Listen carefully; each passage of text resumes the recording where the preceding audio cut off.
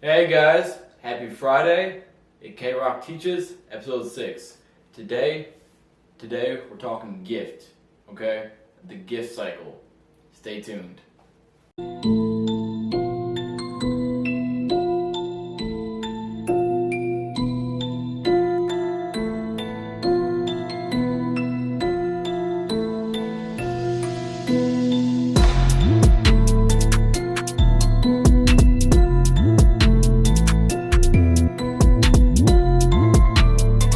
Purchase your tracks today.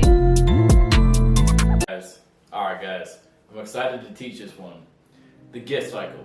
I know that quote was talking about talent, but there's a little thing called talent. Talent is God's gift to you. It's literally your gift, okay? It's the one thing that you do the best. You know what it is.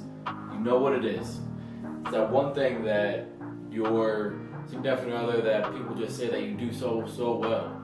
I know a lot of you cook, right? A lot of you cook, and you have that famous recipe. That could be your gift. That could be your gift. It's just one example. But with the gift cycle, what I really want to teach right now is this gift cycle that you have to be able to use your gift till it unlocks other people's gifts. Okay? First and foremost, to be able to use the gift cycle, you have to be humble. You have to be humble to be able to not only receive other people's gifts, but you also be able to give your gift. It cannot happen out of hatred. It cannot happen out of envy. It can't. You have to be able to humble yourself and go to the places where you think that it's not going to work. Those are the exact spots that God will use to be able to build you and use your gift. Those are the spots that we don't want to go to.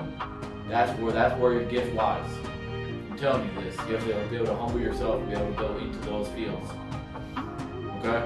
The next thing, you have to be willing to serve.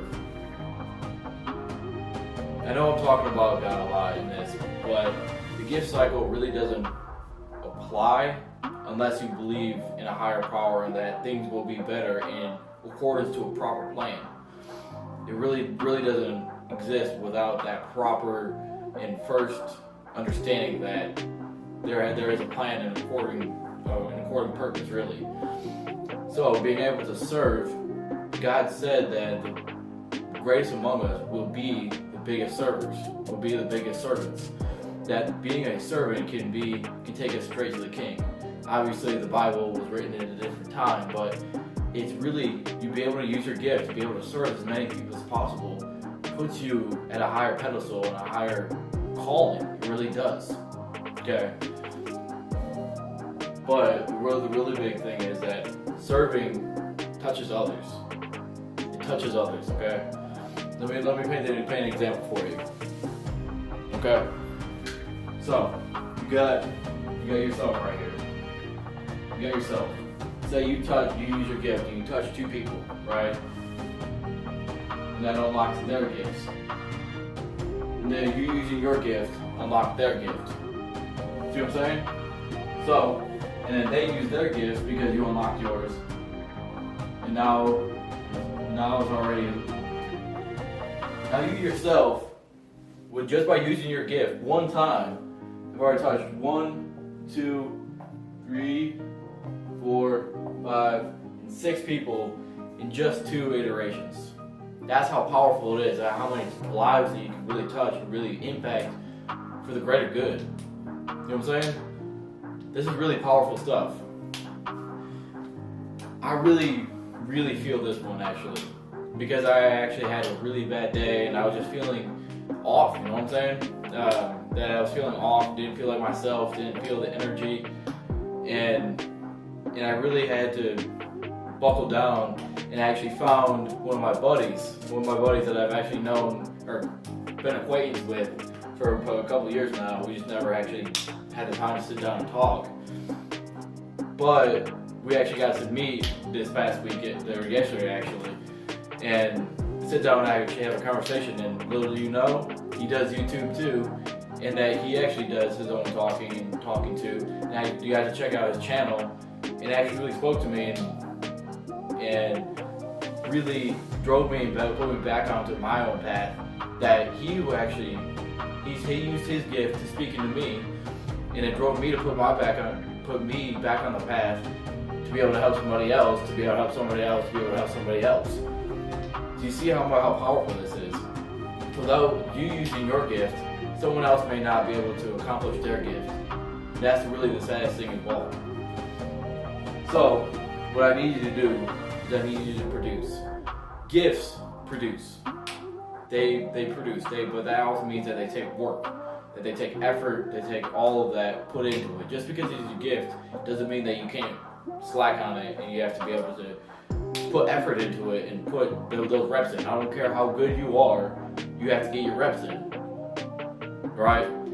So, get your reps in, start producing, figure out where you can go, okay? There's actually a really good book about this that I'm currently reading right now. I'm not all the way through, but get this book. This book is phenomenal. No attachments whatsoever. I just am a really good fan, really fan of the book, okay? And just a really big fan of the book. I'm 2 chapters in, and it's already blowing my mind about the good nature of people. That people are, I believe, are truly good, and at our core, that we're good, and that we can help each other, and we're designed to help each other, and just don't know how. And we have to have that little bit of extra push to be able to understand it. So, this is where we get into the point that a lot of people say is like, there's already people doing this, or people already have my idea, or something like that. It's like, stop with all that naysaying. Really, stop with all that naysaying. Your gift will make room for you.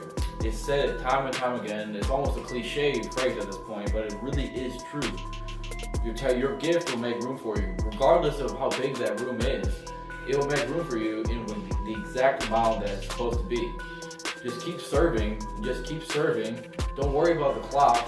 The game will keep playing itself. You just keep serving your part. Everything else will take care of itself. Everything else will take care of itself. So what I need from you guys is this. Your homework for this one before Monday is going to be finding a time where you can provide more value than what the person is giving you in exchange for it. Yeah, let me say that again. You have to provide more value than what somebody else is giving you in exchange for it. So, if someone is giving you something and it doesn't work out, there's actually a story in the book that I'm gonna share with you. That this guy, he was a big hotshot executive or middle management that was trying to get his quota for the quarter. And he had missed his quota for the last 2 quarters and was trying to so hard to be able to get it. He meets this old man saying the exact same rule. That was the rule. They have to provide more value than the price of the other person is paying for it.